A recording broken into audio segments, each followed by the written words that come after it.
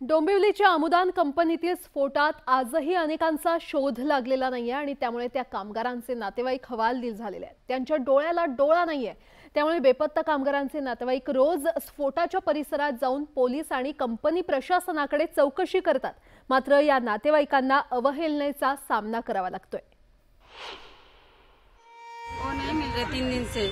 आपने हॉस्पिटल में देखा? सब में देखा है, जहाँ से फोन आ रहा है वहाँ देखा है, पुलिस कंप्लेन किया है, कोई सुनवाई नहीं हो रहा हम लोग का।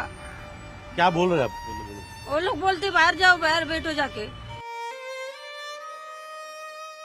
वहाँ पे उस कंपनी के मालिक भी है, बहुत सारे लोग हैं, वहाँ पे है, उनसे बात हुई कुछ? वहाँ पे हुई, कल ही तो बात हुई। वो बोल रहा था काम पे क्यों आया हो, बताइए। अभी वो ऐसा बोलेगा काम पे क्यों आया, उसका मतलब क्या हुआ?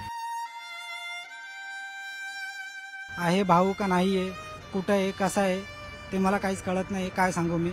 आणि मी त्याच्यामुळे तिच्या समोर पण मी जात नाहीये।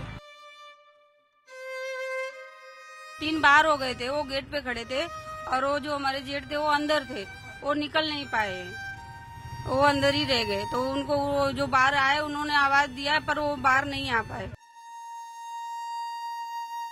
उनको बोले कि यहाँ पे देखिए, यहाँ पे मेरे पति जहाँ गटर बह रहा वहाँ पे, लेकिन कोई नहीं वो देख रहा है, सब साइड वाले कंपनी में देख रहा है। 4 आदमी थे मेरे उसमें में। हा संताप आहे डोंबिवली स्फोटात बेपत्ता झालेल्या कामगारांच्या नातेवाईकांचा। स्फोटाला 3 दिवस उलटून गेले तरी अद्यापही अनेकांचा शोध लागला नाही। कोणाचा पती, कोणाचा दीर तर कोणाचा भाऊ या स्फोटानंतर बेपत्ता आहे। ही महिला गेल्या 3 दिवसांपासून इथं रोज चक्रा मारते। तिचा पती राकेश राजपूत सप्तवर्णा कलर कंपनीत कामाला होता, मात्र स्फोटानंतर राकेश बेपत्ता झाला। आपल्या पतीचं काय झालं असेल या प्रश्नानं तिला ग्रासलंय। याविषयी कंपनी मालकाकडे विचारणा केली असता मालकानं त्यांना उलट हा प्रश्न केलाय। वो सतबरना कंपनी में W230 बहुत दिन से कर रहे हैं, हो गए 20-25 साल काम करते हुए वो सेठ के पास। वहाँ पे उस कंपनी के मालिक भी है, बहुत सारे लोग हैं, वहाँ पे है, उनसे बात हुई कुछ? वहाँ पे हुई, कल ही तो बात हुई। वो बोल रहा था काम पे क्यों आया हो, बताइए। अभी वो ऐसा बोलेगा काम पे क्यों आया, उसका मतलब क्या हुआ? कौन बोला ऐसा? पुजारी सेठ ने बोला है, कल बोला। या महिलेचा पती सप्तवर्णा कंपनीत गेल्या 25 वर्षांपासून काम करत होता, मात्र स्फोटाच्या घटनेनंतर कंपनीकडून राजपूत कुटुंबाची अवहेलना केली जाते। मेरे जेठ थे, वो नहीं मिल रहे 3 दिन से। आपने हॉस्पिटल में देखा? सब में देखा है, जहाँ से फोन आ रहा है वहाँ देखा है, पुलिस कंप्लेन किया है, कोई सुनवाई नहीं हो रहा हम लोग का।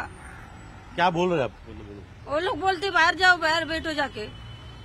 भी आपने जब बताया कि हमारे रिलेटिव वहाँ पे जेठ जो है यहाँ पे काम पे थे, उनका कोई आता पता नहीं चल रहा है, ये बताने के बाद भी आपको वहाँ से निकाल दिया? वहाँ से निकाल दिया, बोलता जाओ बाहर बैठो, पता चलेगा तो हम लोग बताते हैं।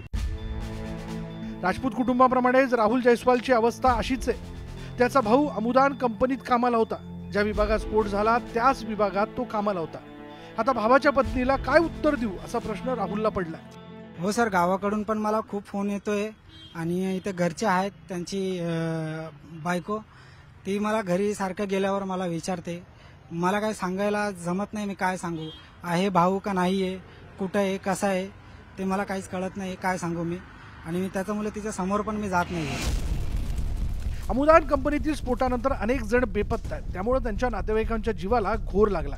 खरं तर या लोकांना मानसिक आधार देण्याची आवश्यकता आहे, पण कंपनी प्रशासन आणि पोलिसांकडून दिली जाणारी वागणूक त्यांच्या दुःखात भर घालणारी। अजित मांढरे, न्यूज 18 लोकमत, डोंबिवली।